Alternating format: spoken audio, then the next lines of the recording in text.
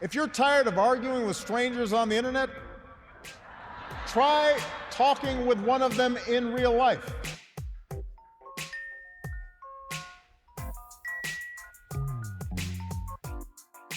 Welcome to Back in America, the podcast. I'm your host, Stan Berthelot.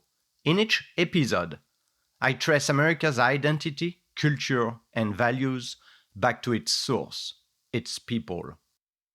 A few weeks ago, John, a good friend from college, visited us for the weekend. At night, we were joined by a couple living next door, and we started to talk about politics as we drank beers by the pit fire in the backyard. You had two French persons, my wife and I, and three Americans. I can't remember exactly how and why John started to speak of guns' rights, but the conversation became intense when he said that not only did he support the right to bear arms, but that it was essential to the protection of civilians against the tyranny of the government. This made me dig further into the gun debate. I have learned that many support the idea of owning guns, any types of gun, and that in the US, some people believe that they have a God-given right to carry a gun. What has God to do with gun? And how can a democracy work when its citizens trust their guns more than their votes? To try to make sense of all this, we are going to hear from three persons. First, John Phoebus, my friend, will clarify his views. Then David Treibs, a Christian and gun activist, will talk about his beliefs in a God-given right to bear arms. Finally, Professor Robert Spitzer from SUNY Cortland, an expert on constitutional law and gun control, will give us his interpretation of the Constitution and bring some historical context to the debate. Hi, John. Hey, Stan. So I was counting. I think we've been friends for over 30 years. Yeah, somebody asked me. I told them 25, but we'll go with your number. It's more impressive. Well, whatever. It's been a while. You visited me in France. You went to my wedding. I went to see you in Maryland quite a few times. I remember amazing evening and parties with you and with your parents. I mean, we come back a long time, right? Oh, yeah, and you brought your freshly christened bride to my wedding. Exactly. Yes. So anyhow, as you know, the evening by the pit fire and the conversation we had about gun really prompted a conversation I now had with two quite interesting persons about guns in America. Fantastic. And because I talk about that evening in the introduction of the podcast, I thought it was only fair for you to actually state in your own words what it is you stand for when it comes to gun. Stan, thank you for the opportunity. I'm really, really tickled that you've approached this topic for all of us. So I think it's important I describe myself as someone whose friends always think I'm either a Republican or I'm either a Democrat, whatever's the opposite of them. But I consider myself to be fairly left-leaning, and I personally believe, as an American, that our right to own guns is our guarantee against tyranny. All right, and this is what prompted that discussion. Would you mind? So, would you mind telling me a little bit more about how you think that having guns would protect you against the tyranny of a government? Sure. In its essence, any fight should be a fair fight. Mm-hmm. It's that. I mean, in its essence. So, if someone's going to come armed, potentially, I should be allowed to defend myself somehow equally. Right. And you hear me stuttering because you know which corner I'm trying to avoid painting myself into here. Mm-hmm. Do you own a gun? I do not own a gun, but gun ownership in the U.S. is the only political thing that I get worked up about. Again, thank you so much, and thank you for really bringing this issue up. Really, as a European, it really triggered my brain and made me think. And I think we are now going to have an interesting podcast. Thanks to you. Thank you very much, Stan. Thanks for including me. And I really like how you dive into all your topics. So really, again, I just want to thank you for tackling this topic. The following two interviews are edited version of live interviews that were recorded on October 20th and 21st. You can watch the entire broadcasts on Back in America's YouTube channel. David, you are from Fredericksburg in Texas, and I believe that you've been an officer. Today, you are currently working as a land surveyor. Politically, can I say that you are a constitutionalist? Yes. You are a Christian. And judging from our previous exchange, I would say that your dearest value is the defense of liberty. Does that seem about right? That sounds good. I would say politically that is my highest virtue. Personally, my highest thing that I aspire to is to please God. So, okay. But I think you're correct. Good. Anything else you would like to add to this brief introduction? No, I'm glad to be here. I feel honored that you sought me out to have this discussion, and I hope we can have a good talk. We are here to talk about God. We are here to talk about gun, and I would like to understand, when did you start to be interested in guns? How young were you? Well, that's an interesting question. When I was I was in middle school, and my Opa, that's my grandpa, he had a copy of the American Rifleman magazine. And I read that, and I read several issues of it as it came in, and I became very interested in gun rights and Second Amendment issues. So I was probably, I don't know, in middle school. That might have been in '79 or something like that. But even before that, I grew up in a rural setting. My Opa lived on a 300-acre ranch, and you just needed firearms to take care of business. You go hunting and during hunting season, and you go shooting for fun. And if the skunk came to eat the chicken, take care of the skunk, things like that. So I just grew up around firearms, and then to find out that there are people who want to infringe on your right to own firearms, it's just kind of doesn't make any sense. You are very representative of the American population. I read in Pew Research that nearly half of US adults grew up in a household with guns, 48%. So, yeah, that makes sense. You grew up around guns, you shoot guns. How old were you when you shoot the first time?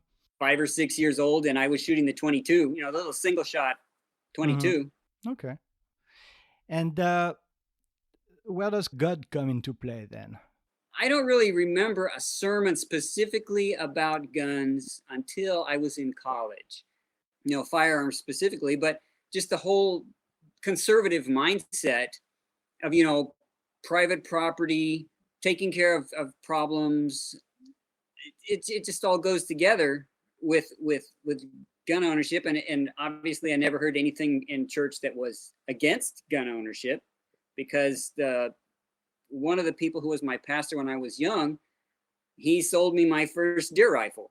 So he was a manager at a Gibson store, and he sold guns to people, and he was quite fine with that. So yeah, firearms are a means. In fact, in the bottom line, they are the last means to defend two things that are important to me: life and liberty.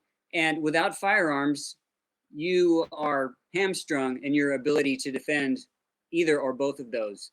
And so the more I see efforts of people to restrict gun rights, the more it becomes imperative to me, not just for the sake of a right, but for the sake of preserving life and preserving liberty.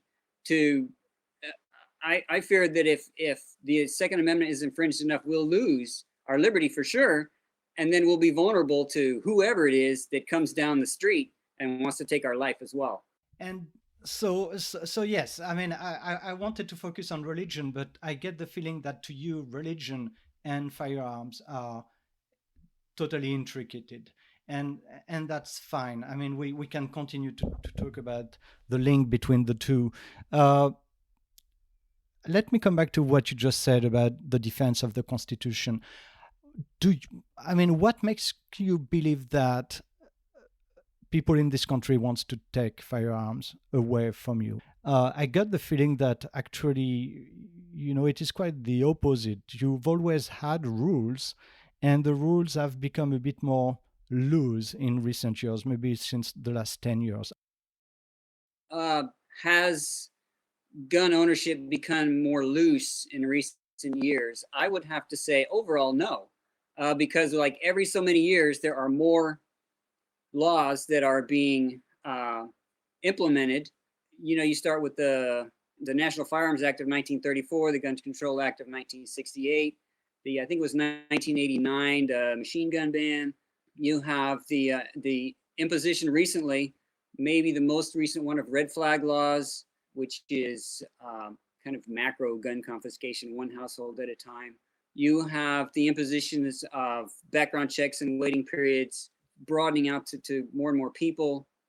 At the same time, there has been, I guess, some of what maybe you would perceive if you watch the news and say, well, things are becoming looser now because there's more open carry, particularly of assault weapons, which I like. It's good. So maybe from your perspective, things are becoming looser, but I think in the grand scheme of things, they're not. Just to clarify your position, you said you were a constitutionalist, and for what I understand of constitutionalist, it's really sticking to the Constitution. The rules that you want to obey are the rules of the Constitution, period. Am I right? That sounds good. Yes. Yeah. Okay. Now, if we look at that when it comes to gun, that means that the Constitution allows you to own a firearm, period. It doesn't say anything about added control, all kind of waiting period, all kind of background checks. You are entitled by the Constitution to own a firearm. Is that what you believe in? Do you believe that by the Constitution, American people are allowed to have a gun and that no other federal or state law should come on top of it? Well, the Constitution says very clearly, shall not be infringed. And so I think that's pretty clear. And so if I'm going to hold to the Constitution, I don't know what other position I could hold. So yes, that's correct. So no infringement. Okay, and a background check is an infringement. Yes. Yeah. Okay. What about people that are mentally ill? Should they be allowed to have access to a firearm? There are many aspects of that argument to consider. First of all, who defines what's mentally ill? If somebody went to a psychiatrist 10 years ago, are they mentally ill? If someone is taking some kind of medication, are they mentally ill? There's a lot of slippery slope involved in that argument. The left would be happy to use that criteria, oh, you're mentally ill, to deny as many people as possible the right to bear arms. And that's how it works out in the real world. My thought is, if somebody is so dangerous that they are going to hurt someone, the law already allows us to lock them up, right, and at least evaluate them. So what more do you need than that? Because if you take somebody's gun away, it's not like they can't commit an act of violence. I mean, that's ridiculous. Mm-hmm. They'll just go around the laws or use something else or use their car or, firebomb or whatever. Okay. All right. That's clear. Now let's go back to where we started this discussion. You believe that Americans, and let me ask you that first question. I said American. Do you believe that God gives a right to human in general to own a gun, or do you believe that God gives a right to American in particular to own firearms? No, you are asking what I would consider to be a good question. I think you seem to have a basic understanding of what my position is.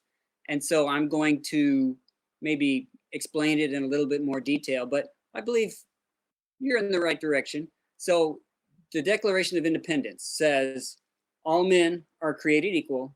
They are endowed by their creator with certain unalienable rights. It says all men, not just American citizens. not just people who are whatever.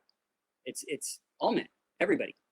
So we all have the right to keep and bear arms, including people in foreign countries where they're denied that or where it's heavily restricted.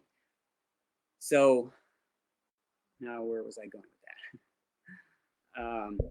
No, I think you answered the first part of my question. The second part is the Constitution was written and the Declaration was written by human beings. Where does God come into play? Well, the founding fathers, even those who didn't, as you might say, accept Christ, they had a biblical worldview and understanding of things, and an understanding, and I guess now we're kind of jumping into the biblical reasons, an understanding of human nature, that human nature is corruptible, that people can do evil things, whether people, individuals, or people in government, and there needs to be a way to deal with those people, either individually or if they're in government, you need a way to deal with them. And so the founding fathers understood that, okay, we have to have this means to deal with them. And having just fought a revolution where they used weapons to deal with tyrants and those who were enforcing tyranny, I believe that was very distinct and heavy in their minds.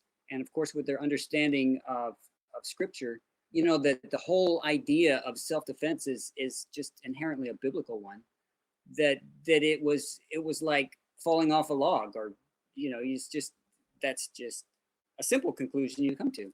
If I hear you well, your reasoning is that in the Bible there is scripture mentioning the right to self-defense, and then you extrapolate that to saying, well, self-defense today mean defending myself with whatever weapon I've got today, right? It's not going to be a sword. It's not going to be a slingshot. It's a gun. So self-defense mean protecting my family with a gun, right? Is that it? Yes, will be correct. And I wouldn't use, if I wanted to exercise my First Amendment right, I wouldn't say, well, I have to stick with a quill pen and a dip-in bottle of ink. I can use a typewriter and a computer and a cell phone and whatever. And the same thing with, with self-defense. You try to understand, okay, what was it that was happening back then, Bible or, in our founding? You can see, well, they were using the personal weapons that were used by, the infantry soldiers. And that's what the people had. And that's what they used. And so they said the right to keep and bear arms. They didn't say the right to keep and bear flintlocks. They said arms. Mm-hmm. And so obviously that is going to entail everything related to arms up there too. How do you feel about the upcoming election? Well, I think there's a lot at stake. Joe Biden or Kamala Harris, whoever is actually going to be in charge of that ticket, represents the radical left, not just liberalism, but the radical left. I think no matter who wins, things are not going to be good for our country. But if the radical left wins fairly and squarely, and it's evident, then we're in for a rough ride. One or both sides could become violent? If I understand what you're asking me, I would say no. Obviously, both sides are capable of violence, and that's self-evident. Obviously, our side is quite capable of violence. We have the firepower to do so.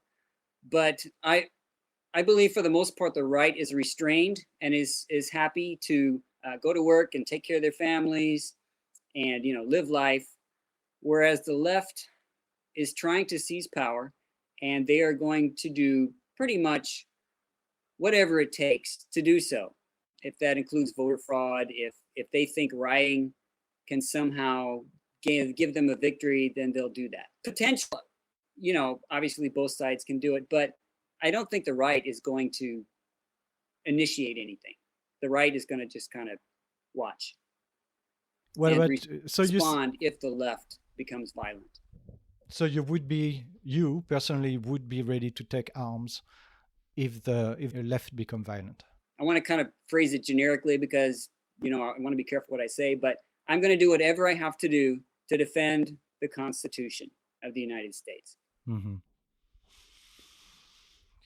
All right. And you said that whatever happened with the election, even if Trump is reelected, the things are not going to be well for the country. What do you mean by that? The left has been trying to overthrow a legitimately elected president for 4 years. And I don't think they're going to stop just because he was reelected a second time. I think they're going to have an apoplectic fit. And I believe that with all this mail-in ballot stuff, they're going to try to find some extra votes to overturn the election. Now, that's assuming that Trump wins in the first place. Where was I going with that? Okay, no, I think we understand what you mean. Where do you see this country in 5 years from now? In 5 years from now, oh boy, I don't really think it looks good, because after Trump, who's going to be on the Republican side? In the last, I don't know how many years, the Republicans have only managed to put up a bunch of spineless, not constitutionally oriented people. If we put up another one like that, I don't think they're going to win. And then the left is going to win. And once the left has power, I don't know. In your circle of friends, are most people believing what you believe in? I mean, do they stand for the Constitution? Do they stand for gun? Are most people you mingle with have a gun? Now, I don't know if they have a gun. I think most of the people that I rub shoulders with believe in guns. They believe in the Constitution. Some people that I associate with are not in any way Christian, or they might be, some other variety of religion. And some of my friends really don't like Trump. So, really, you do have people that don't like Trump in your circle? Oh yes, yeah, they strongly dislike. Are they? And they're strong Christians. They're strong believers in the Constitution, and it is because of that they don't like him. Because I mean, you have to be honest. Trump is not a conservative. He's not a Christian, and he's done a lot of things that are offensive to Christians. And so there's kind of a debate in our circles. Can we support someone who's not really conservative? Can we support the lesser of two evils? That's really the core of the debate. Right. And some of my friends say no, and some of my friends say yes. That's interesting. That's really interesting to me. You do realize that the man is not an angel. You do realize that the man is not honest, or always honest. Yeah, I can really understand where you're coming from here. We've got a question from Priest Boo. I think I know who it is. Who is asking? It's not really. It has nothing to do with gun, but we'll see what you. Take it if you want. What is your position about COVID-19, the risk and the measure, and the future risk? Well, I guess we want to try to stick with our themes that we're talking about, God and guns and the Constitution. So how can I relate that topic? I actually feel that there's a pretty close connection between, say, gun control and the Constitution and the response that government has had to the Wuhan virus or the SARS-CoV-2 or whatever you want to call it. I believe, and it might have been William Barr, he might have been the one who said that this has been the greatest violation of civil liberties ever in this country. And I'm inclined to agree with that. I'm not saying that there's not a virus, but the response has been just totally over the top. The Constitution has been thrown out the window by these tyrants, is what I'd call them. And I would not just say that's Democrats. There are plenty of Republicans who I wouldn't give you 2 cents for right now. And that includes our own governor, Greg Abbott. Gross violations of the Fifth Amendment with these mask orders, which, by the way, I don't follow, and been kicked out of a couple of places. Of course, there have been a couple of places where I did wear a mask because I really had to use the restroom and I didn't want to argue about it. When I go to the store, I don't wear a mask. Because of constitutional issues. And I think all Americans should defy this stuff, peacefully, of course. Businesses should rip down those signs, and individuals should ignore the stupid signs and We need to defend the Constitution, whether it's with firearms. Wait a minute. I need to make that clear what I'm saying. We need to defend the Constitution, whether it's with the issue of firearms or whether it is with the issue of government officials trying to force us to doing things that they have no authority to do. Okay.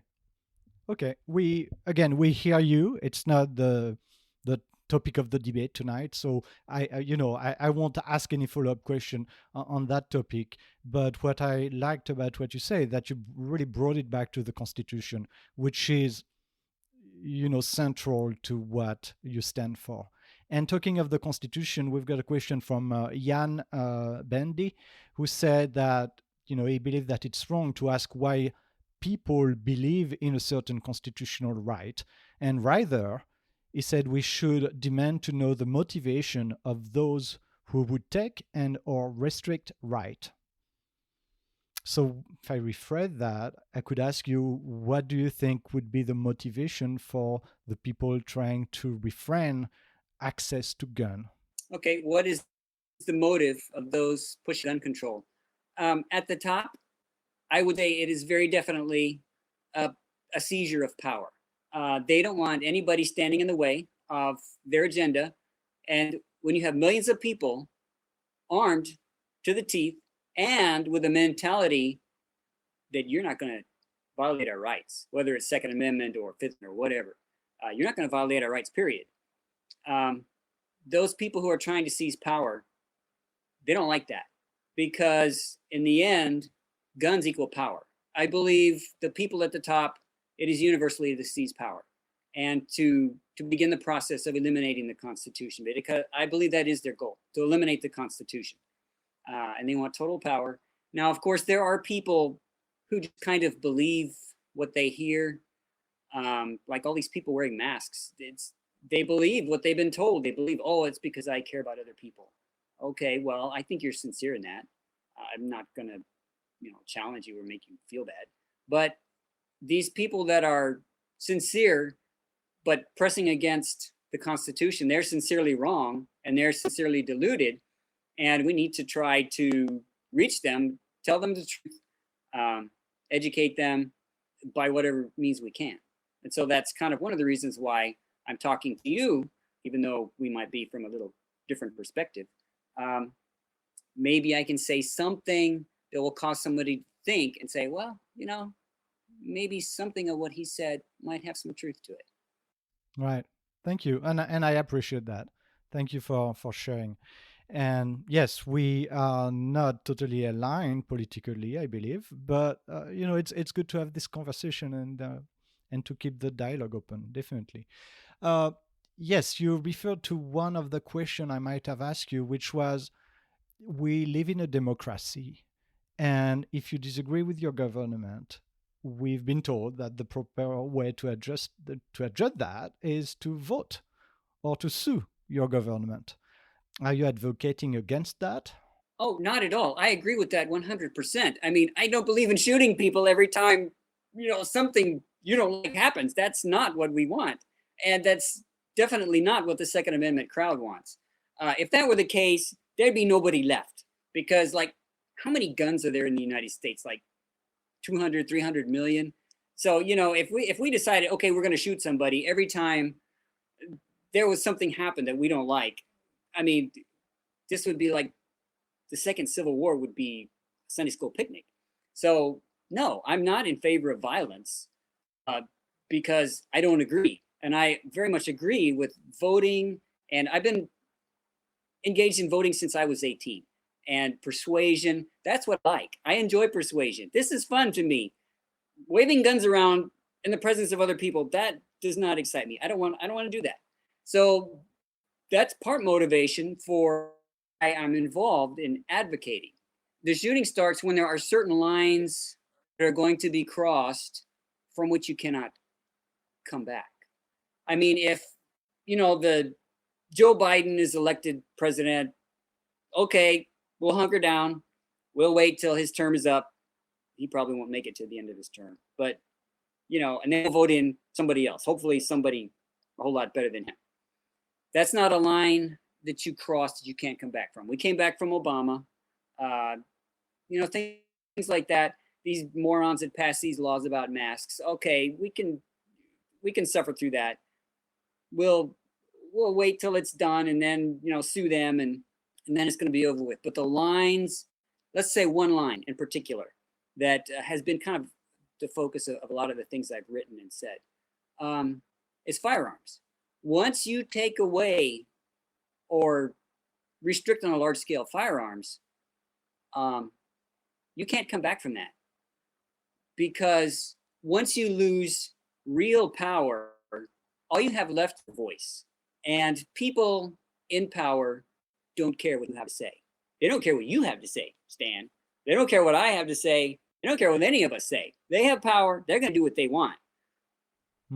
You can write petitions all day long. You can, go march around the Capitol. I don't care. David Treibs, let me ask you something. Do you believe that you, as a citizen, and you within a militia, even if you are armed to the teeth, do you stand a chance against the U.S. military? I guess I would counter with the question, do you believe the entire U.S. military is going to go against, if ordered to do so? Well, I mean, we saw what happened with Waco. Okay, that's a good example of where enough of them did go against the citizens to bring about their deaths. There are other instances, and as you mentioned, I was an officer. And I can tell you that most gun control measures are going to be enforced by the police. The military is not going to be involved. Most of that's going to be police. And I can tell you there are a lot of police who will not enforce unconstitutional gun laws. That one picture I sent you of me with the sheriff, he's one of them up in Virginia. And there were a number of them, others up there too. The sheriff in my county has said, there are certain unconstitutional gun laws I'm not going to enforce. And I'd be willing to bet you that a lot of the officers have the same view. And so you start with the assumption, well, are you going to be able to go against the tank? Well, you're assuming that that guy in the tank is going to come shoot me in the first place. And I don't think that's the case, that all of them will. I think it's going to be divided, and it's not going to be a walk in the park. And you think that this confrontation will come about? I hope not. In the immediate future, what I see as an actual confrontation coming is cause of red flag laws. I don't think the left is going to try house-to-house gun confiscation. That would be pretty wild. Now, they might do a buyback and then try to go after the holdouts, which would hopefully be most people. I think right now what I see as the point of conflict is going to be red flag laws, where somebody is surrounded by the police and they say, we're to take your guns. And the guy inside says, go pound sand. I'm calling my buddies, leave, or it's going to be ugly. So that's what I see as pretty much the flip point in the immediate future. Mm-hmm. Okay. Thank you, David Treibs. Thank you so much. Before I let you go, we are on Back in America, and I always ask one or two questions at the end of each of my interviews. And the first one will be, what is America to you? And then, would you have any recommendation, book-wise or movie-wise, that you think we should all watch or read? So, first question, what is America to you? America is very definitely both a place and a concept. America is freedom. America is life. America is economic prosperity. America is love of people and love of everything that's good. America is our history with its stains, yes, but that's part of America. And it's unique. It is beautiful. We need to preserve it. Thank you. So, a book or a movie that has inspired you? Oh boy, a book. Well, we'll start with the Bible, of course. Read the Bible. This was in that.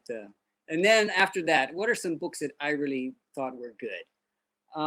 Shoot, man, I wish you'd have given me a chance to think about that. Love Letter to America by Thomas Schumann. Also, his real Russian name is Yuri Bezmenov.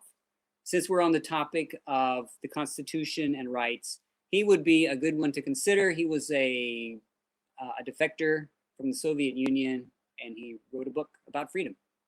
That's a good one.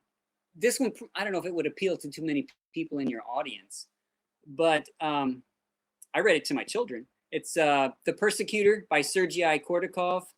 He was also worked for the Russian government and defected. He persecuted Christians in their program, and he became a Christian and decided to escape to the United States, or maybe it was Canada, I don't know, to the West somewhere.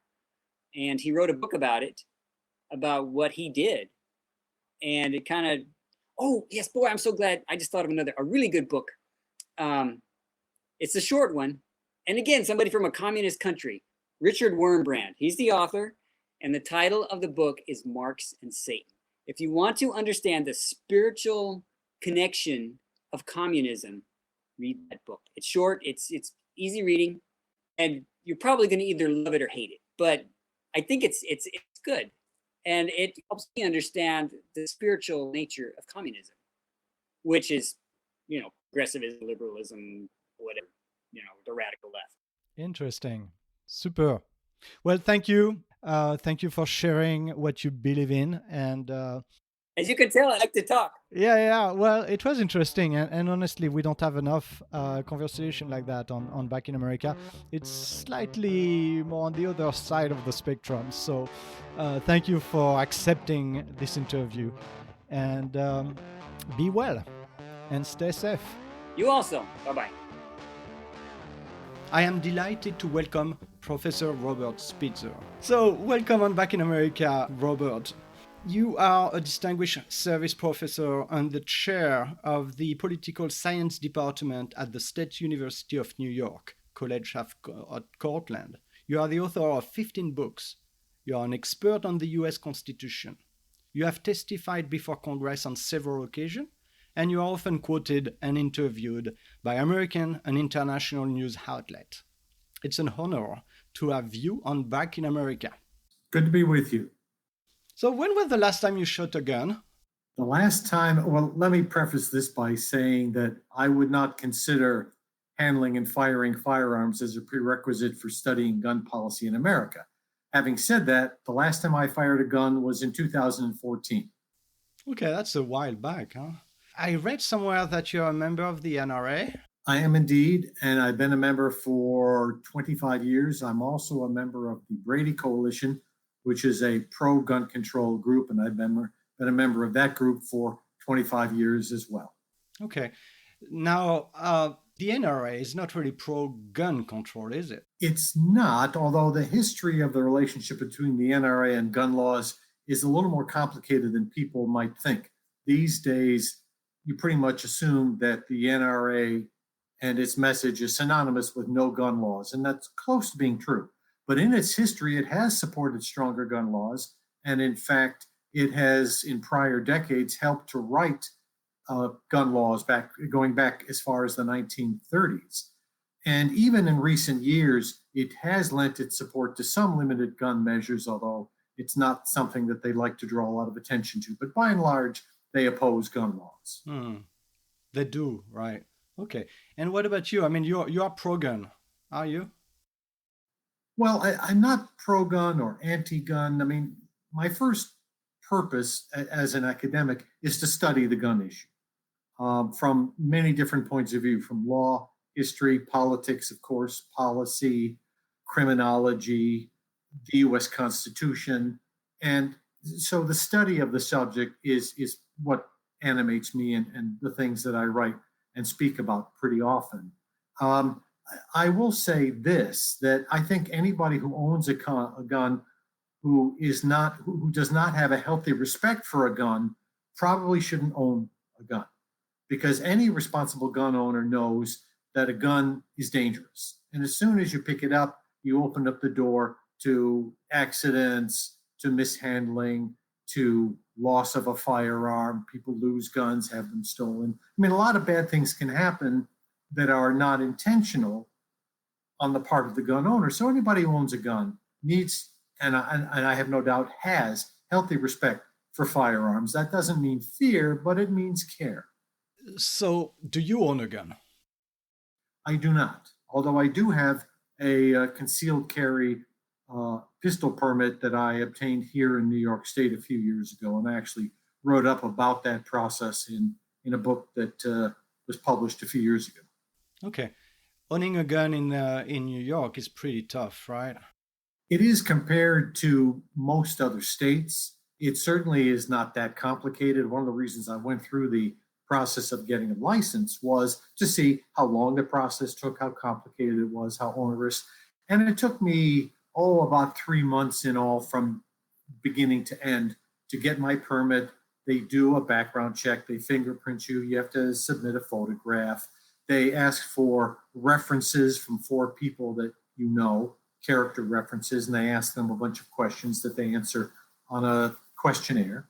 And to me, these are good steps to take precisely because they are pretty effective at filtering out people who shouldn't have a gun in the first place. That's interesting, and we are going to come back to that. So before we go any further, could you read or recite the sentence of the Second Amendment? Sure. The Second Amendment says the following. It says, a well-regulated militia being necessary to the security of a free state, the right of the people to keep and bear arms shall not be infringed. And I'm not reading from any text, by the way. That's from memory. Yeah, I can see that. That the first question that comes to mind is, what is the militia in this context? Is it a state army? Is it civilian organized into an armed group? What is it, do you think? That's a very important question. And it even now doesn't receive the attention that it should, because the first half of the sentence is all about militias. And sometimes in the contemporary era, people scratch their head and wonder, well, what's that all about and who does that refer to? But we know exactly what it means and what it refers to.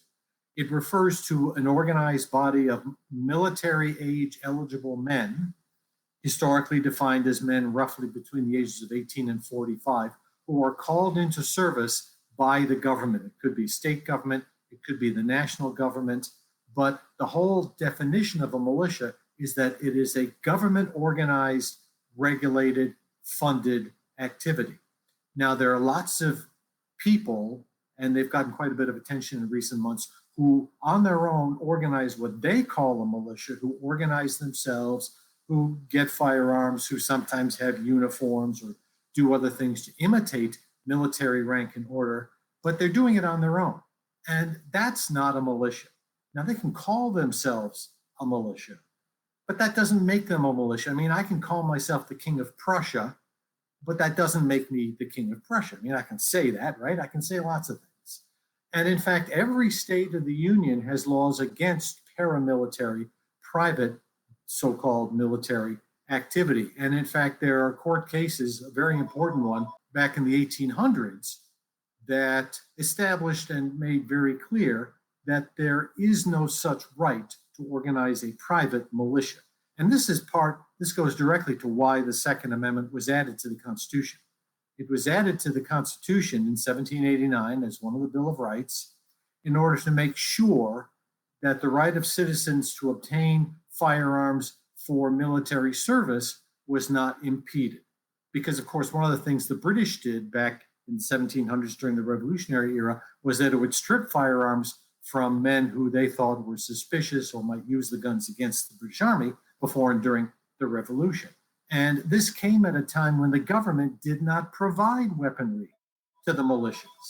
As a matter of fact, by law in the 1600s and 1700s and early 1800s, military-age men were required to obtain at their own expense military-grade weaponry in case they should be called up for militia service, because the militia was the main bulwark of our military forces. Now, there was an implementation problem back then, which was that most men didn't abide by these laws because they couldn't be bothered. They didn't have the money. They had other concerns. They didn't want to serve in the militias. And the old militia system basically died out because it was a terrible way to have a national military for military purposes. But that's what the Second Amendment was all about. It was only in the year 2008 when the Supreme Court of the United States decided that the Second Amendment now referred to what's called an individual right, the right of average civilians to obtain firearms for personal self-protection in the home, that it now applied to that realm. And while the court has a right to reinterpret the law and the Constitution, they cannot reinterpret or rewrite history. And their interpretation from 2008 has nothing to do with what the Second Amendment meant, but the people who wrote it and the courts that interpreted it in the intervening time. Interesting. And I wonder if a lot of people realize that. But again, before we go there, last week, Judge Amy Coney Barrett's confirmation brought back the discussion about the Second Amendment. And I've read that Barrett said the appeal court treats the Second Amendment as a second-class right. What do you think, in a few words, before we go any further, what do you think she's talking about here? And what is the debate? When we talk about the gun debate, what debate are we talking about? Well, her reference to the Second Amendment being treated as a second-class right is, as far as I'm concerned, it's false. It's not true. What she's referring to, and she's using a sentence that Justice Clarence Thomas wrote in a dissenting opinion in a court decision a few years ago. And she's referring to the belief by some that court rulings in the last 10 years or so have not been strict enough in broadening the definition of individual gun rights, because there have been many hundreds of court challenges of gun laws since 2008, the District of Columbia versus Heller decision that defined the Second Amendment as an individual and personal right. So hundreds of challenges of federal and state and local gun laws, but most of those gun laws have been upheld based on the criteria that the Supreme Court itself laid out back in 2008. And some in the legal community, some conservatives, are not happy with that outcome, even though I think it found a fair balance between gun laws and gun rights. But these people who are unhappy with this, Justice Thomas is one, and Judge Barrett, soon to join the Supreme Court, is another. What they're clamoring for is an expansion of gun rights that would allow and require courts to start striking down gun laws, even though there's lots of evidence that existing gun laws are beneficial and that most Americans support them and that they have withstood constitutional muster up until now. Yeah, indeed. I read that the majority of Americans nowadays support gun laws. Yeah, 60% of Americans in 2020 support gun laws against 52% in 2017. So that's indeed interesting. Well, Professor, last night I interviewed David Treibs, a Christian and guns rights activist, as I said in the introduction.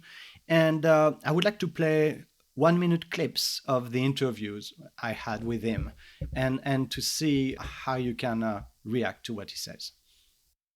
Firearms are a means, in fact, in the bottom line, they are the last means to defend two things that are important to me, life and liberty. And without firearms, you are hamstrung in your ability to defend either or both of those. And so the more I see efforts of people to restrict gun rights, the more it becomes imperative to me, not just for the sake of a right, but for the sake of preserving life and preserving liberty. I fear that if the Second Amendment is infringed enough, we'll lose our liberty for sure. And then we'll be vulnerable to whoever it is that comes down the street and wants to take our life as well. So you personally would be ready to take arms if the left become violent?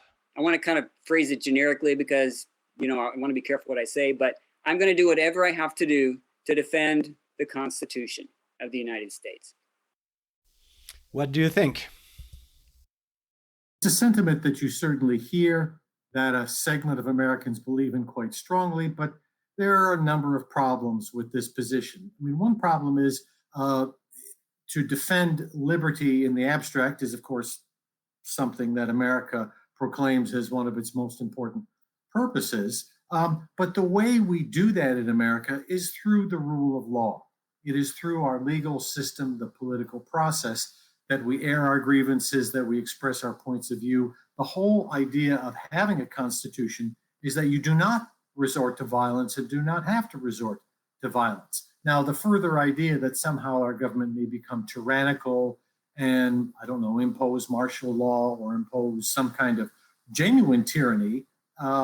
And the idea that the random armed civilians could somehow have an effect on that beggars the imagination. How exactly would that work? And what actions would that involve? I mean, he was talking a little bit about defending yourself. And of course, on a personal level, if somebody attacks you, you have a right to defend yourself.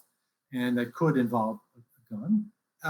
But when we're talking about the society and the government, the whole idea of government in a democratic system is that you don't resort to violence. And this is where people often misunderstand our revolutionary tradition, because yes, men organized and fought the British, which was the ruling government, but they did so not on their own, but they did so on behalf of a new and different government, our own government. Well, we have that government now. It was established and created first in the Articles of Confederation, our first constitution in the 1770s, and then the modern constitution that was adopted and put into place in 1789. And the idea that American civilians having guns somehow is a bulwark against tyranny, I think really is an upside down view. I worry, frankly, more about Americans with guns who decide that they're going to try and do something that they think is right, that in fact hurts people and that takes other people's liberties away rather than protecting liberty. Right. Well, so he, David Treibs, and many conservators, such as Texas State Representative Matt Schaefer, wrote on Twitter. Matt Schaefer wrote on Twitter last year, in the aftermath of the West Texas shootings spree, that he wouldn't use the evil acts of a handful of people to diminish the God-given right of my fellow Texan. So that really made me think, this idea of God-given rights. Do you think that using the Declaration of Independence preamble, that all men are endowed by their Creator certain unalienable rights, and quoting the Bible is a little bit too convenient for gun defenders? The legitimate part of that reference to the Declaration of Independence has something to do with what's generally called natural rights, the idea that people have innate rights aside and apart from the rights that governments and constitutions define and protect. And you could have an argument and bring in Thomas Hobbes and John Locke, if you like, and talk about the doctrine of natural rights. But in a functioning political system, we define our rights and the government that governs all of us through the Constitution. And, to invoke the Bible specifically as somehow connected to the right to have guns, it's a head scratcher to me. I mean, I do not know how the teachings of Jesus pertain in any particular way to getting guns and threatening people with violence. I mean, it seems to me that's pretty well the opposite of anything that you could identify in the teachings of Jesus. So people call it God-given rights. I don't know. Does that mean that atheists don't have a right to have guns or protect themselves? So I'm not sure I understand that calculus, or people who subscribe to other religions. I mean, if America means everything, it means lots of different points of view. And I don't think it makes sense to hang gun rights and owning a gun on God or the Bible. To me, that just doesn't make any sense. Right. Thank you. So we could talk about guns for forever. And, I would like to revert to my initial question. How can this country, how can democracy function when people trust their gun more than their vote? Well, that is a fair description of a crisis of democracy. Because, as I did suggest earlier, the whole idea of a democratic system is that you rely on peaceful democratic means to achieve your political ends, whatever they may be. And the very idea of people, for example, bringing guns, aside from the police, civilians, people bringing guns to a polling place or on election day, is not only a threat to a peaceful political process, but it is a practice that was strongly frowned upon by our forebears. And in fact, I wrote an article a month or so ago that described old gun laws. And we had laws in America that barred people from bringing guns to polling places as early as the 1770s. So even in the late 1700s and 1800s, Americans realized that carrying firearms or threatening violence at or around an election was against a peaceful electoral process. And we did have violence and gun violence at times around election time in places around America. In the 1840s, 1850s, there were some pitched gun battles between supporters of the two prevailing political parties at the time in a couple of cities. But that was not the norm, and it was widely understood that that was not what you wanted to do. That was not how you wanted to run a political system. Right. So, coming back to that pit fire, drinking beer with my friends, when he said that it's very important to have access to gun in order to protect ourselves against the tyranny of the government. I'm still not 100% sure what you, Robert Spitzer, make of that. Well, what I make of it is that at the least, I don't understand it, and at the most, I do understand it, but find it a fantasy, simply because the American government possesses and controls a huge military establishment. The United States has the largest military of any nation in the world by far. It's larger than the military of the next 8 or 10 nations of the world combined. The counts vary depending on, how you make that comparison. So we have a huge military. The people of America want America to have a large military. Now, maybe we shouldn't have such a large military in time of peace.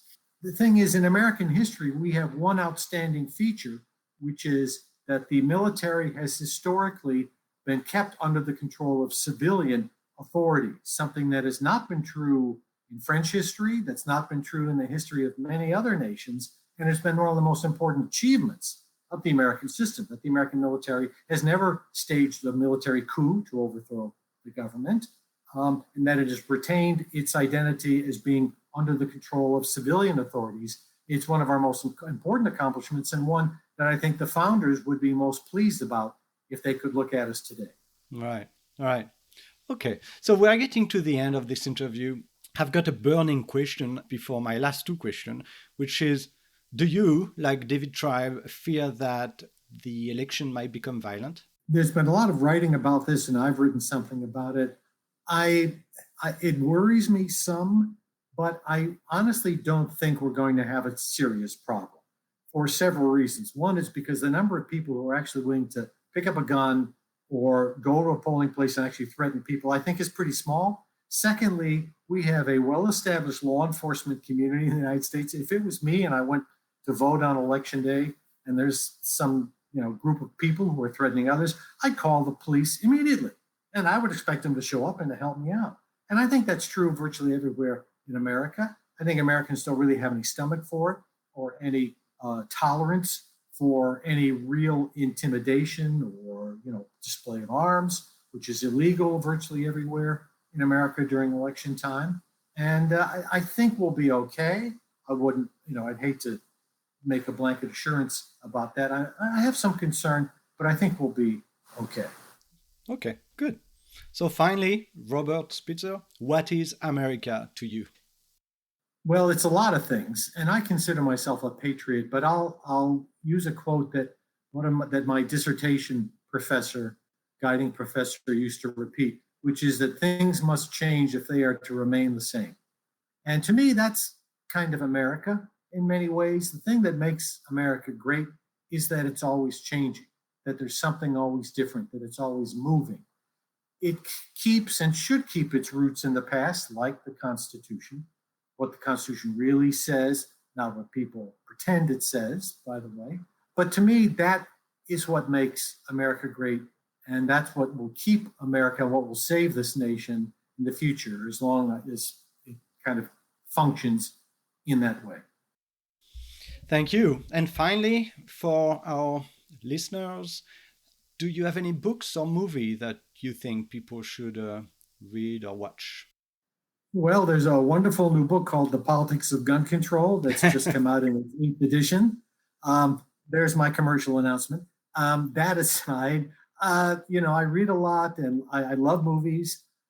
There's so much to choose from. I'll just mention two movies that have been on my mind. Two of my favorites are Casablanca, the Humphrey Bogart movie from the 1940s, and Bridget Jones' Diary, much more recent, very different kind of movie.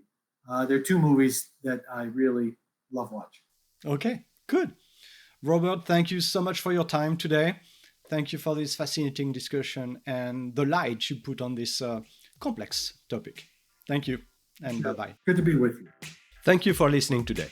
If you enjoyed this episode, please share it with your friends. It's easy to do from your podcast app. Leaving reviews on Apple Podcast is also greatly appreciated. And thank you to all the listeners who have already given this show 5 stars. As always, the transcript, the references, and the links to the books and movie recommended by my guests are available on the episode's notes.